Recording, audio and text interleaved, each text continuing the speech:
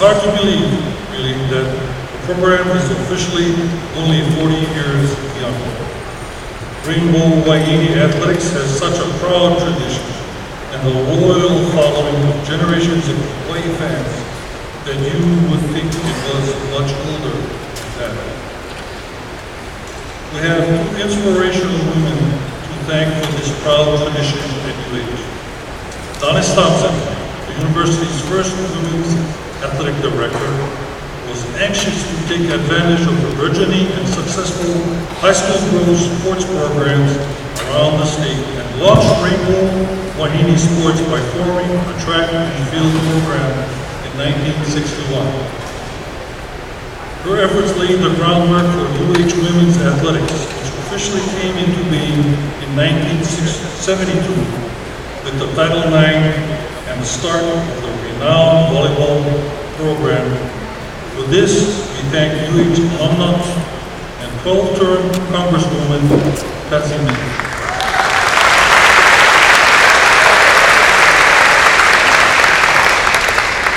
In the House of Representatives, Mink authored the Title IX Amendment of the Higher Education Act, which in 2002 was renamed the Patsy P. Mink Equal Opportunity in Education Act. Dennis Thompson, for those of you who did not have the pleasure and the opportunity, the privilege of knowing her, was a genuine pioneer. Someone who represented not just the fact of gender equity, but represented competence, represented perseverance, represented determination, and that didn't know gender. What it took was someone who had the focus and had the desire to succeed, and pass that on to those who came to serve their opportunity, to understand what their opportunity was with women's athletics at the University of Hawaii. She helped to pave the way for a whole new concept that was there. And the other person that was mentioned, that Rock already mentioned to you, was Patsy Takamoto Mink. Patsy Mink, in time to come, will be recognized as one of the giants. This mic would have been perfect for her, by the way. She'll be recognized as one of the giants of the United States House of Representatives. In fact, when you look at all the thousands who have served in the House of Representatives in the United States and the Congress of the United States, I have no doubt that Patsy Mink will rank right at the top. Every woman in this audience tonight is the direct recipient of the legacy of Patsy Mink. She brought gender equality not just to women's athletics, but to women all across the United States in every walk of life, and she was ours. She was a faithful of mine. As a former Rainbow Wahine athlete, I'm deeply honored to have the privilege of addressing you on the 40th anniversary of Rainbow Wahine Athletics. Ladies and gentlemen, as the governor said, we would not be here today without the giants on whose shoulders we stand. Ladies and gentlemen, imagine being in high school and being told that because you're a girl, you're too weak to run the entire length of the basketball court, and you can only play on one half of the court. Imagine being in high school and being told that because you're a girl, you can't become student council president because no girl has ever been student council president. Imagine that despite being valedictorian and getting excellent grades in college, you don't get accepted to any of those 20 medical schools to which you applied because you're a woman. Imagine then deciding to apply to law school and realizing that almost all law schools will not accept women because you'd be taking the place of a man.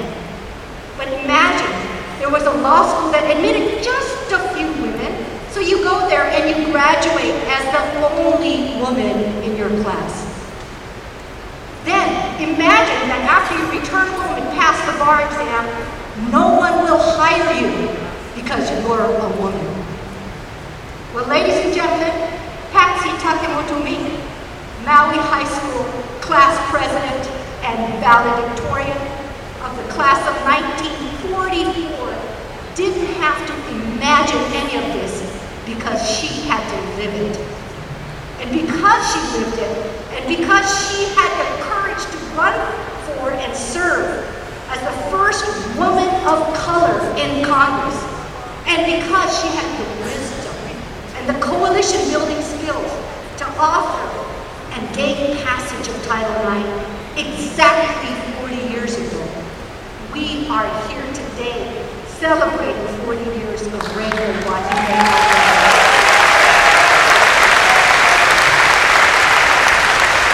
Yes, ladies and gentlemen, 37 simple words written by a Japanese-American woman from Hawaii have transformed not only the University of Hawai'i athletic program, but also the lives of countless girls and women throughout the nation.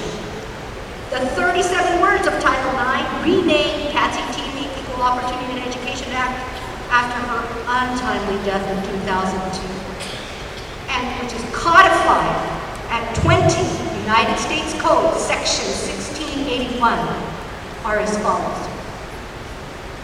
No person in the United States shall, on the basis of sex, be excluded from participation in, be denied the benefits of, or be subjected to discrimination under any education program or activity receiving federal financial assistance. 37 simple words. It's also an honor and a privilege to respond on behalf of Jill, and Tita, and Ina, and Sabrina. I am so proud of what each of you has accomplished in your lives. I asked each of them for their input, and I hope that I can do them justice. We came from varied backgrounds in different parts of the world, but we are all University of Hawai'i graduates and are Rainbow Wahine, each in our own way. Our majors were diverse: political science, sociology, Japanese, physical education, and social psychology. Some went from the basketball court to the court of law. Others did graduate studies in education and stayed with the classroom. We competed in basketball, volleyball, and softball. We earned recognition. One as Hawaii's first female certified Division I women's collegiate basketball official. We coached basketball, volleyball, and soccer, K to adults. We coached on and off the courts and fields of play. Some of us were champions, and some of us developed champions. Others were champions of causes, like Title IX, and we've heard the verbiage from both Rocky and Sabrina. Though that law was passed 40 years ago, sadly there still is a nationwide need to monitor, assess, and implement practices and policies to ensure compliance. As Henry Wadsworth Longfellow said, perseverance is a great element of success. If you only knock long enough and loud enough at the gate, you are sure to wake up somebody. But we must acknowledge all Rainbow Wahine, past and present, all of us in our own way, successful achievers. I'll conclude by offering one last piece of advice, a quote from Mia Hamm. Celebrate what you have accomplished, but raise the bar a little higher each time you succeed. It was such an honor and a privilege to have served this great university and to have carried on the legacy of Thomas Thompson. Aloha.